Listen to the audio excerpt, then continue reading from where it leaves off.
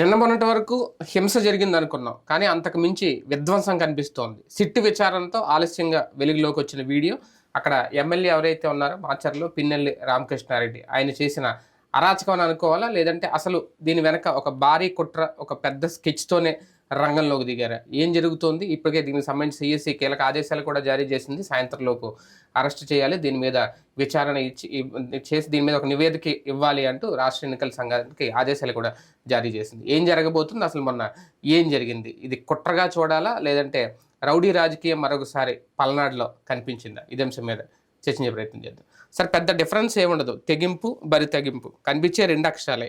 ఇది తెగింపా బరి తెగింపా? రెండు కూడా కలిపని అనుకోవాలి. ఎందుకంటే ఇక్కడ బేసిక్గా రెండు వెర్షన్స్ ఉన్నాయి. ఒకటి, ఎవరు చెప్పినా ఏది సమర్థించుకున్నా ఈవీఎం విధ్వంసం అన్నటువంటిది ఖచ్చితంగా బరితెగింపు.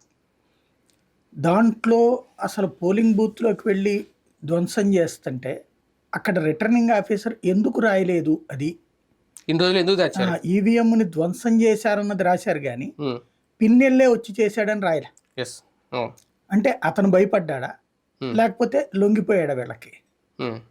ఇది నెంబర్ 1. సదరు అధికారి మీద చర్య తీసుకోవాలి. ఎందుకు అట్లాంటి విషయాన్ని దాచినందుకు. గుంపుగా వచ్చి దాడి చేశారని ఏదో రాసినట్టున్నారు. ఆ కారణంగా రీపోలింగ్ అయితే సిఫార్సు చేయలేదు. యాక్చువల్గా అతను రీపోలింగ్ సిఫార్సు చేయాలి.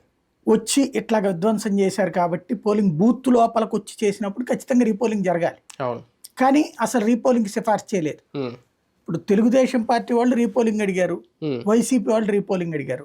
వాళ్ళు 30 ప్లేస్లో ఏమో అడిగారు, ఇటు వైసీపీ వాళ్ళు 6 ప్లేస్లో ఏమో అడిగారు. ఎక్కడ రీపోలింగ్ చేయలేదు. ఎందుకంటే పోలింగ్ బూత్ లోపల జరగలేదు కాబట్టి అని.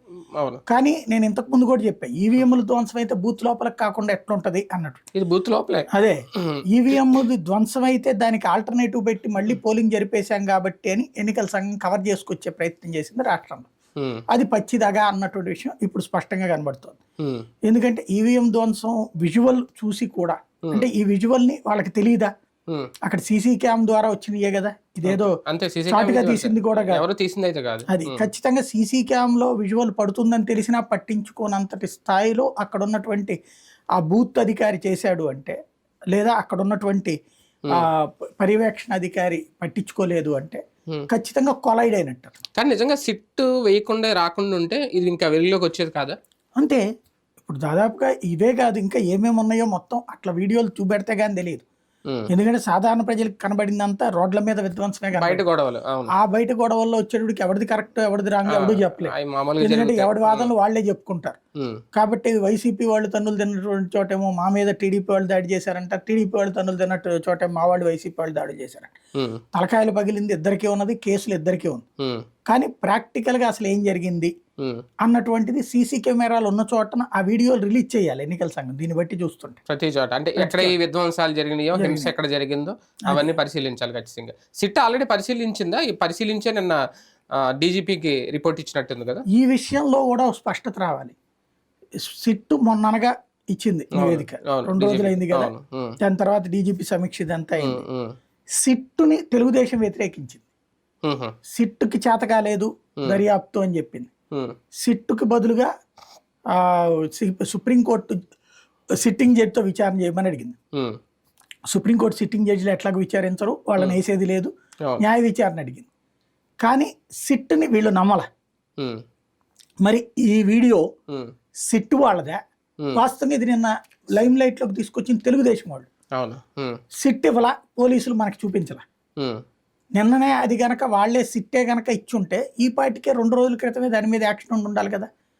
ఆ తర్వాత అతను వెళ్ళిపోయి ఏం చెప్పాడు, పిన్నెల్లి హైదరాబాద్ లో కూర్చుని నేను మామూలు పని మీద వచ్చానన్నాడు. ఇక్కడ స్పెషల్ ఇన్వెస్టిగేషన్ టీం విచారిస్తున్నట్టు సందర్భంలో అక్కడికి వెళ్ళి ఇప్పుడు అక్కడ ఏం చెప్పాడు అన్న వీళ్ళకి ఇంటర్వ్యూలో, సాక్షి వాళ్ళకి ఇంటర్వ్యూలో, పోలీసుల సూచన మేరకు నేను ఇక్కడ వచ్చి కూర్చున్నాను, భయం ఉన్నోడిని కాదు, నేను తెగించుకోండి అని 2 గంటలు నేను రావాలనుకుంటా.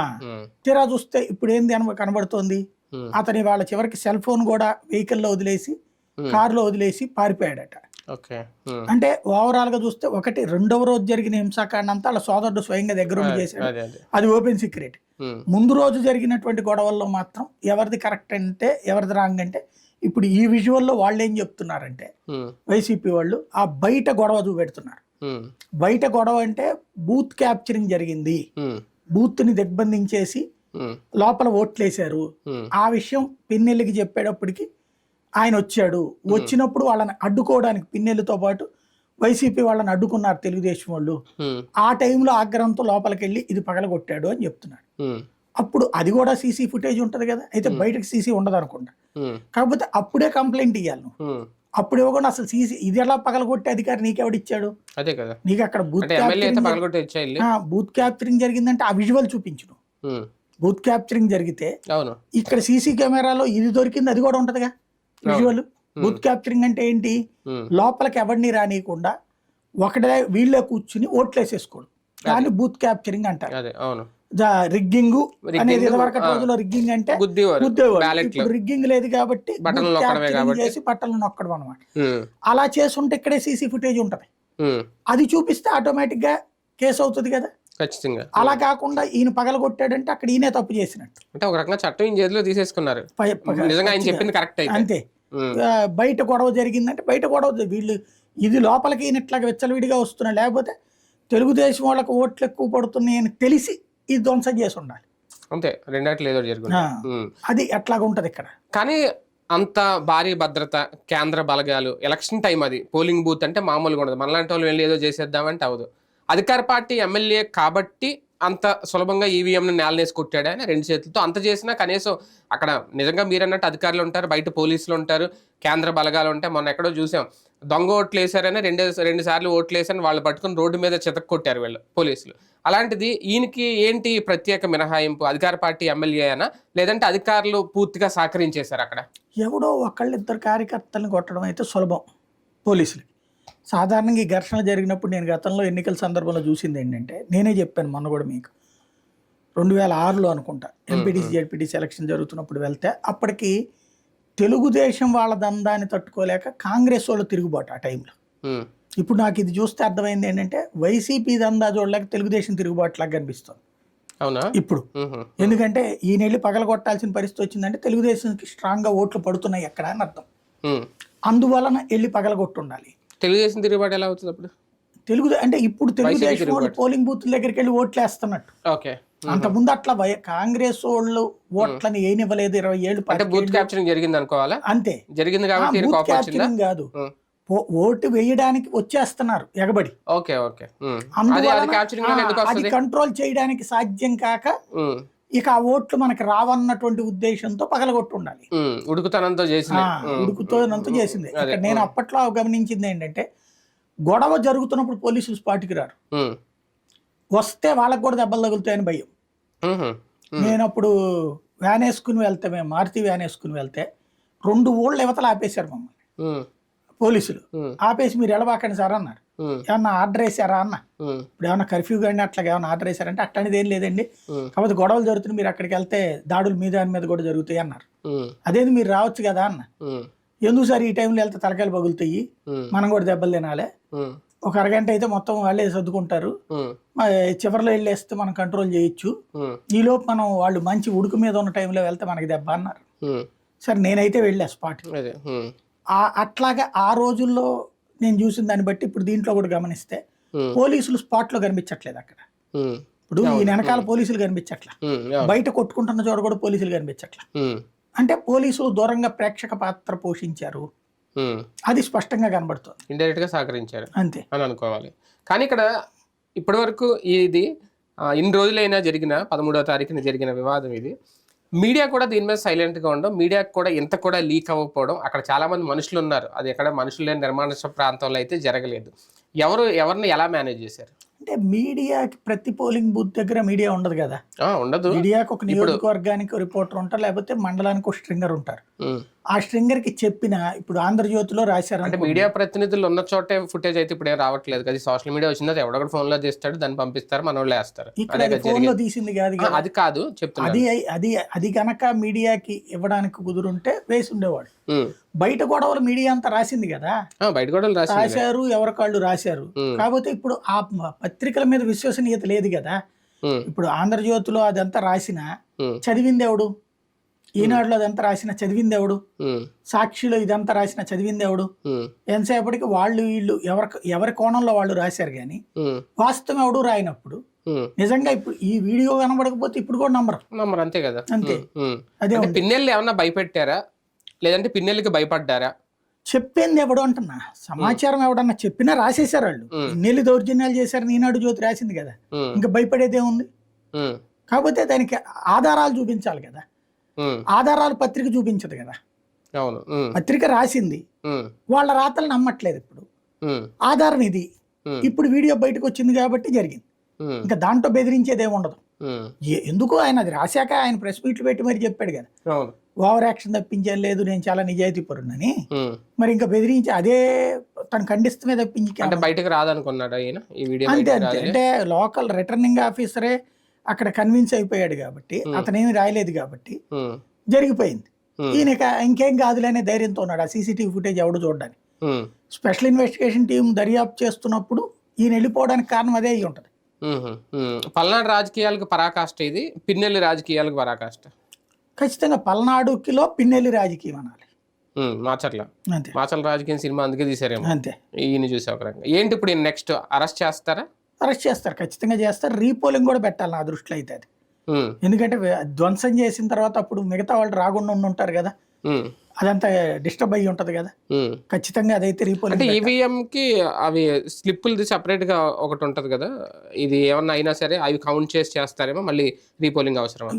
మామూలుగా అయితే అప్పటిదాకా అయింది కౌంట్ చేసి చేస్తారు. ఉమ్, కానీ పాయింట్ ఏంటంటే ఓట్లు మిస్ అవుతాయి అని కాదు, పోలింగ్ బూత్ దగ్గరకు రానికుండా చేసినట్టు కదా ఇక ఆ టైంలో.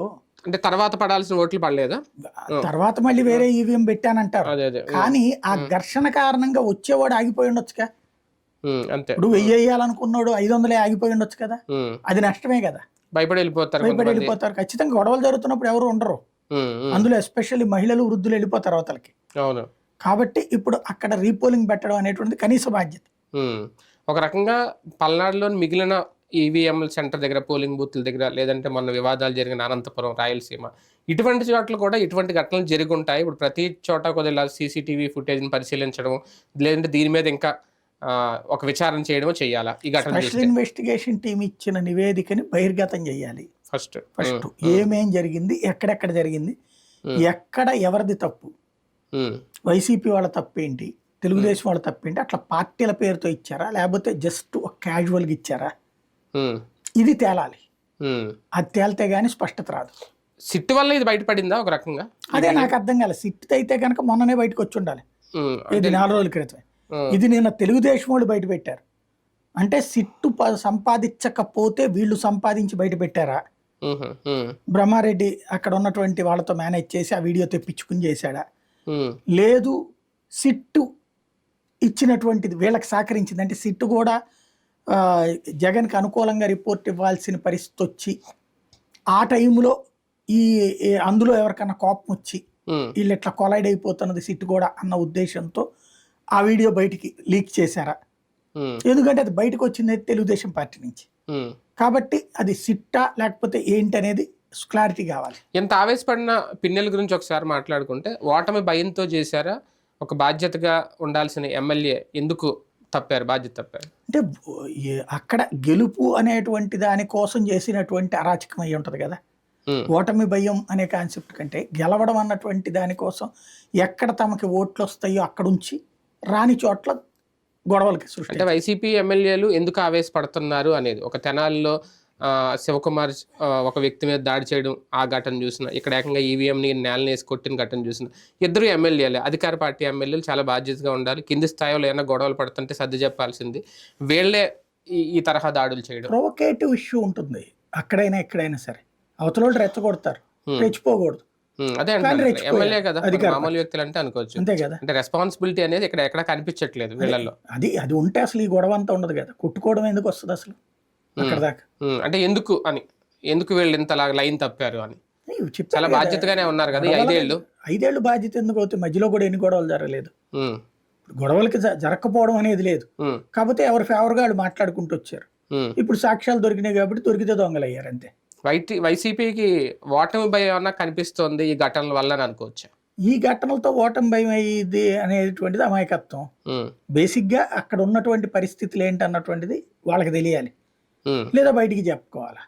ఉమ్, ఉమ్, ఓడిపోతారు అంటే కనుక మొత్తం అసలు రాష్ట్రంలో అంత అల్లకల్లోలం జరిగి ఉండేది.